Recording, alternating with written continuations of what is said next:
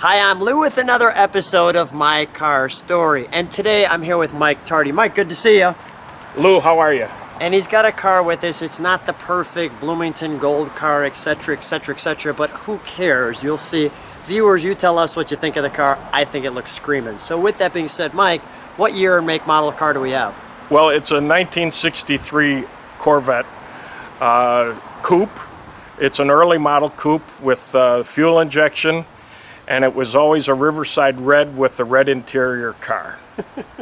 Let me grab the camera. First, before we even show them the car, I just want to show them one thing. Let's show a little story behind the car. First of all, this was what car right here? Come on with me, Mike. Which car is this I'm pointing at here? This is a 69 Corvette big block coupe with 4-speed power steering, power brakes. And what's the big deal with that car? Because That was the first one. When I first got back from Vietnam, that was my first Corvette. So you did a stint with the Air Force. I was with the United States Air Force 3 years, 9 months, and 15 days. Thank you for your service, by the way. And with that being said, then you swapped with your friend for this one. After a lunch deal that I was supposed to help him fix this car, and when we got through with lunch, I was the owner of the car. And I want to show this as well. It was a good lunch, though. Yeah, that was a real good lunch. 2 new cars for '63. The sports car graphic, November of '62. Yeah, that's one of the magazines that I read when I was a kid that made me fall in love with the '63 Corvette. Independent suspension for the C2. And with the C2, I'll give you just a little history. There's the first one, the '63, and as you can see, we go down the line. And we've got this wonderful poster showing them all side by side of all the cars. So I'll let you mentally pause on that.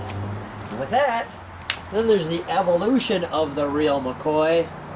And the nice thing is, I'll take my time so you could see there's some build numbers as well. So now we've got the '63. And Mike, I loved yours when I seen it. I was fortunate enough to see it come rolling down the road past me. And you've done some really nice things. Tell me about the rims on your car, because they're a little bit unique, although they look completely stock. They're 8-inch knockoff wheels that are sisters to the original 3-bar knockoffs. Now in '63, let me show the car while you're talking. Go ahead. In 1963, Chevrolet Wow. Chevrolet offered the car with knockoff wheels, but they never delivered a car with knockoff wheels. They didn't have the wheel done or something, and it never made the production cars. But the original '63 knockoffs were 2 bars. When they came out in '64, '65, and '66, they had the 3-bar knockoff. Well, this is a sister to the 3-bar knockoff that was a 6-inch wheel. These are 8-inch wheels. And these were produced in the '70s for a short time. I don't believe there's any in existence, but I was fortunate to run into these in like 2001 or 2002, and I made great efforts to Mike, restore them or clean them up, whatever you need to do to... Come on back with me. All righty. So when you were in the Air Force, there seems to be this Air Force need a Corvette thing going on. What's happening there? Well, there was about 6 or 7 of us that came back from Vietnam, and we were all stationed at Da Nang together, and Da Nang was known as Rocket City, and we ever said if we could get out of this place, we would get Corvettes. We would, because a bunch of us were stationed at Da Nang, and we were all almost killed in a rocket attack on July 4th to July 5th. My barracks was actually hit.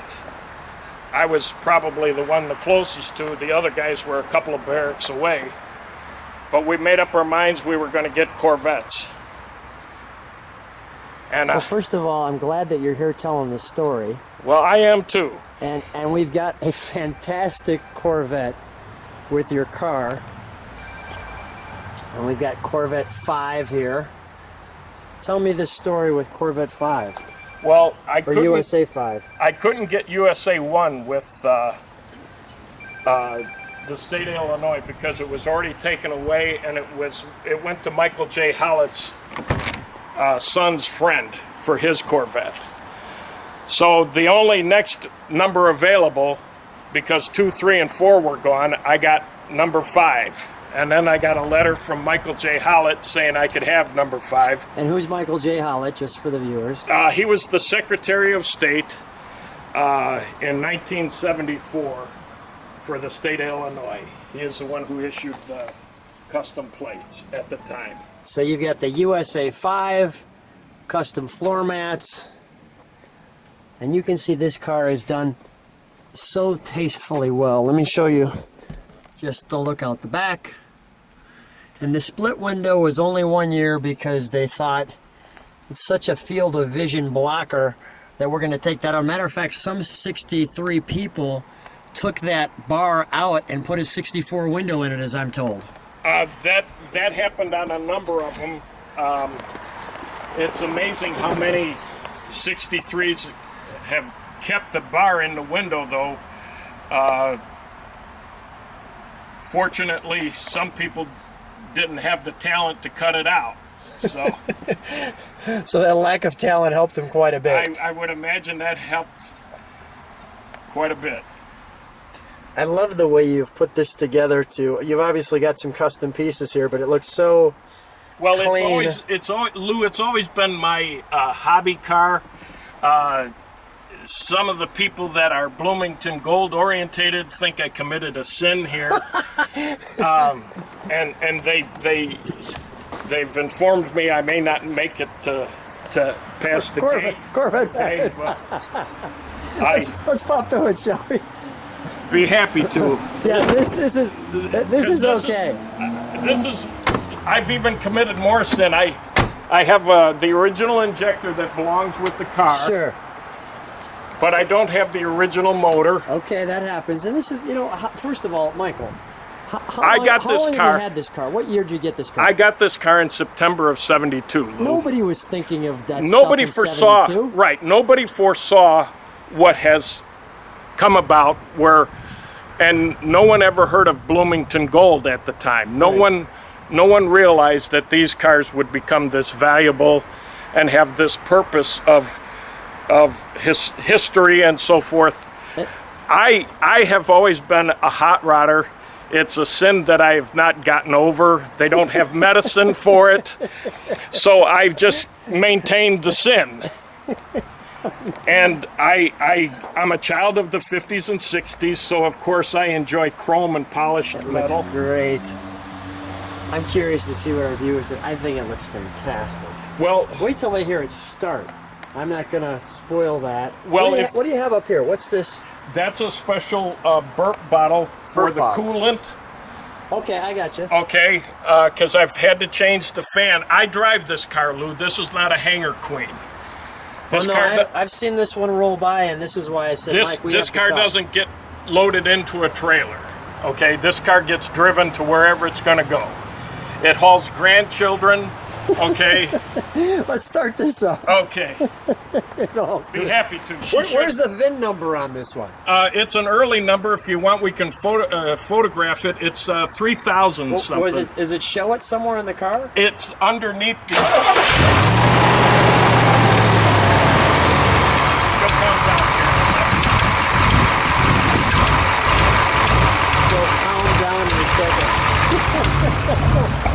Let me hear it just idle.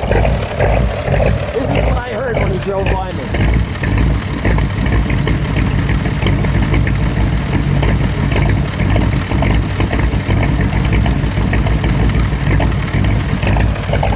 If that doesn't say American Corvette, I don't know what does. Well, that's the Chevrolet small block V8 with a little bit of a camshaft in it, 10-to-1 pistons, and fuel injection.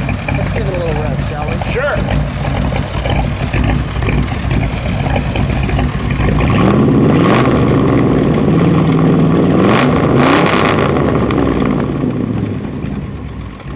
One more time.